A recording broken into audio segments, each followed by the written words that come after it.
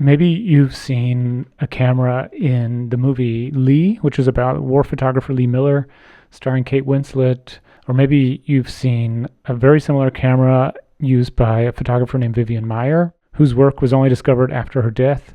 Those are also two photographers that have been really important to me, have inspired me a lot. And for years, I've been thinking about getting a similar camera, about getting a Rolleiflex.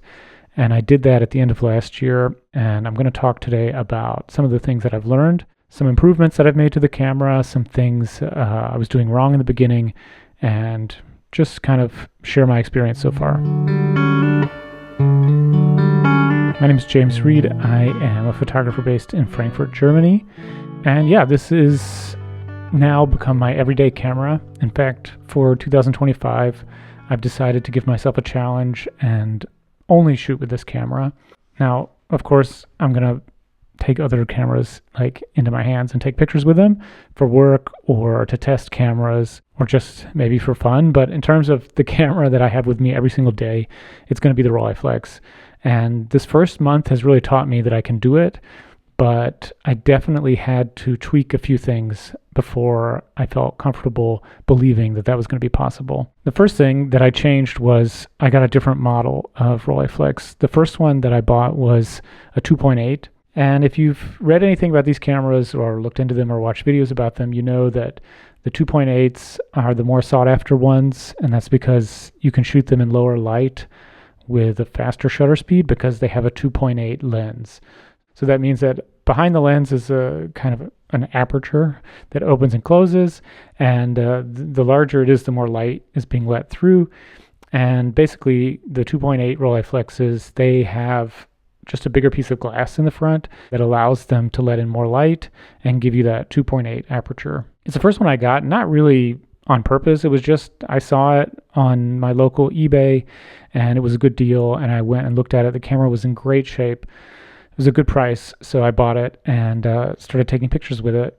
I loved the results, but I will say I didn't love carrying the camera around. It's very heavy. It's very bulky.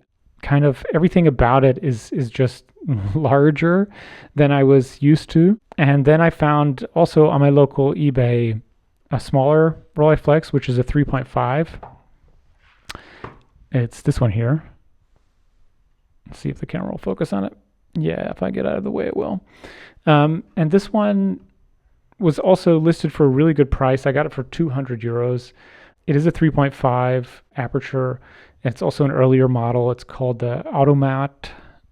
I'm not sure how people say it in America or England. There's a bunch of different kinds of Automat cameras from Rolleiflex, but this is the K4A.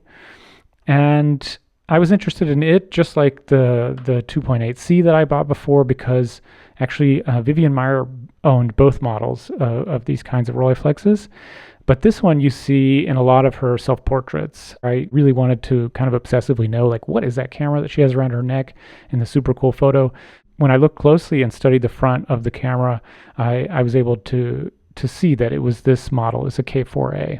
And as soon as I started using it, I really automatically felt like this idea of shooting a Rolleiflex as my main camera was going to be possible. It just kind of clicked with me from that moment on. I felt more comfortable. It's a lighter camera, and in terms of an everyday camera, it's just more practical. And I like the older design with things like the shutter lock in the front. I feel like it's more intuitive to use, to lock and to unlock. All those little details I think add up. The weight, the features, how intuitive the camera is for you specifically, and I think every person is different, and everybody finds different things intuitive. And for me, this one just worked. I still love the 2.8, and in the beginning I kind of thought maybe I'll just keep both of them, and the K4A will be like my day camera, and the 2.8 will be my night camera.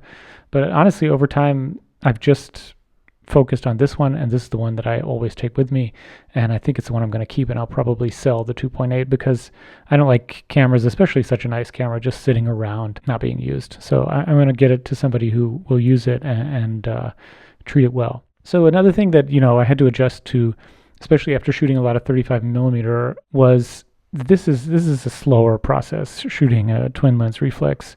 You've got to kind of look forward, find a subject, and then look down If you have the case like this, you've got to, pull the top off, open up your viewfinder, look down, get your focus, and then make sure your settings are right, your exposure, your shutter, and your aperture, and then click your shutter button. So I found that, I have to be a little bit more forward thinking in terms of especially exposure. Go ahead and check the exposure for the sunny side of the street, for the dark side of the street, and have those numbers in my head, maybe get it set up already with a shutter speed and an aperture that's going to be good, something in the middle of those two. But this has also, led me to actually approach strangers a lot more often and talk to them and make it a process of taking portraits of strangers. So that's been interesting to sort of change my approach, because really in the past I was always shooting inconspicuously and without asking permission, and it's a different thing to kind of collaborate with strangers on photographs. But I've really enjoyed the process so far. You build these connections, and they follow you on Instagram, and you can send them a picture afterwards and get their reaction. It can be a beautiful shared experience that sort of bolsters your faith in humanity. Or you can just be told no in a really grouchy way, and they go on their way. It's kind of a broad spectrum of pleasant to unpleasant experiences, but I've really enjoyed it so far. Another thing that I've adjusted to and come to terms with, and actually I really like it now, is the leather case. So these cases were, pretty standard with Rolleiflex cameras, and I think today we're not used to using these kind of old leather cases anymore. I definitely wasn't. I tried with the 2.8, just a black strap connected to the body, and I found that I just didn't feel the camera was being protected enough when I was going out in the world. I really wanted to have more protection for these cameras. They're just in such good condition. I mean, price aside and everything, I really want to keep them in as best condition as possible. So I tried the leather case begrudgingly, because I really, like I said, I don't like them. It's awkward getting the camera in. It's awkward taking it out. And I was thinking, reloading is going to be a real pain with these things. But to be honest, I think if you accept it and go with it and give it a chance and allow yourself the time that you need to get used to these cases, they really are an asset. They protect the camera super well, and you're fast. Getting this off and getting your hood up, you can do it. You can take street photos. You just have to get used to it. Also, getting it out of the case and reloading, you can do it. You can do it fast. You can do it within a minute. You just need to practice, because learning to get this thing out of the case quickly is an art form. Yeah, but I really value mine. I'm going to stick with it. I'm lucky to have another case for this camera where it was kind of falling apart, so I took this front flap all the way off so that the camera is always exposed.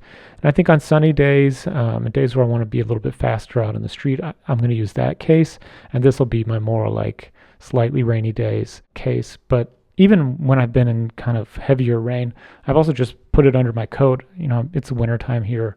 I always have a big coat on, so I feel pretty good about taking this out in the world. It's light, it's easy, and the camera feels very protected. So I'm going to talk about a few upgrades that I gave to this camera in particular. The first one was the glass on top. Meaning as a part of the viewfinder. A lot of people upgrade the glass on these old Rolleiflexes because they are very dim with the glass that was installed normally back all the way in the 1950s. You can sort of see a bright patch in the center of the glass, but all your corners are pretty dark. So it's hard to get your composition right. I was lucky because I have a Rolleicord as well that I don't ever use. So I took the glass out of there. I had the feeling that it might be a little bit brighter, a little bit easier to use because that Rolleicord was not as old as this Rolleiflex is. And the other thing I liked about that glass is it just had like an X and Y axis. It had one line down the middle going in both directions. So it was much more minimalist, and I found that it is a bit brighter and easier to focus on. On top of that, I put a Fresnel screen adapter on top. Rolleiflex made these. It's a really thin piece of plastic, actually, that brightens the corners. So with that new glass and with the Fresnel screen, I'm pretty happy. I can nail focus and feel pretty confident that, with a moderate amount of light to even like low light, I'll be able to get the focus right. Another little modification that I made was here on the side. You can see at the top there, actually the hole that's cut out of the leather is bigger than that little knob on the side of the camera. That's what holds the film in place on the take-up spool. So that's where the film is being wound onto inside the camera. And I changed this out because before it was a bigger knob on the side that's made to use with 120 film or with 35 millimeter film. And I felt like I'm probably never going to shoot 35 millimeter film in this camera. I'm just not interested in it. I want it to shoot medium format. I want to shoot 6x6. I changed it because I thought I would never use that feature, but also it was really difficult to pull that one. You have to pull it out a little bit in order to put your empty spool in that your film is going to wind onto. And this one is just much faster, much easier. And like I said, when I'm out on the street shooting, I want to be able to reload really fast. And so that's something that I changed out. It was super easy. Just had to take off 3 screws. Luckily, the kit that I bought this with came in a box full of stuff. Still had the original little knob for the side, so I was able to replace it and get this back into the state that it was probably when it was manufactured. Now, just kind of summing up different things that I've tried. I've tried some color film in this. I think the colors are great with this lens. This is a Tessar lens, the 3.5 Tessar. I've really enjoyed this one. I think the older ones maybe I wouldn't like as much. The look of those is a little bit more this kind of like swirly bokeh, which I don't really like. But this Tessar is super sharp. When you're thinking about buying a Rollei, I would really recommend just get one and test it. See if you like it. If you don't, these things hold their value pretty well. You can resell it and get another one. I've been super happy with this, like I said, with black and white and with color film.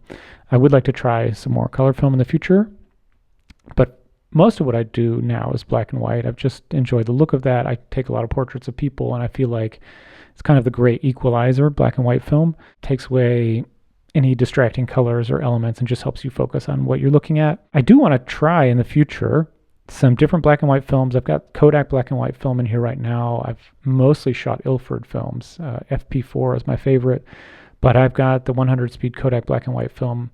I want to see what that's like in comparison, and also try Acros film, which I've never shot before, but I really like the Fujifilm black and white simulations of that film stock, so I'm curious to see what it'll be like in 6x6. Another thing I want to experiment more with is doing flash photography. I recently picked up this adapter for the flash that I really like to use. This is an old Contax flash.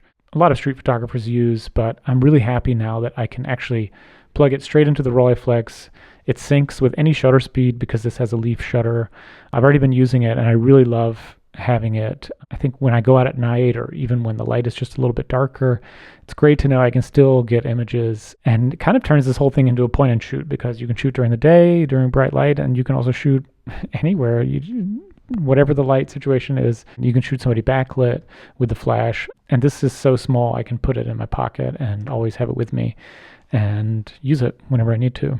So yeah, that's been my experience so far. Like I said, I'm going to use this the rest of the year, and I'll do some more updates. Another thing I want to talk about is I'm going to be having conversations with other Rolleiflex shooters and other twin lens reflex shooters. And instead of releasing it here on YouTube, I'm going to put those out as a podcast series.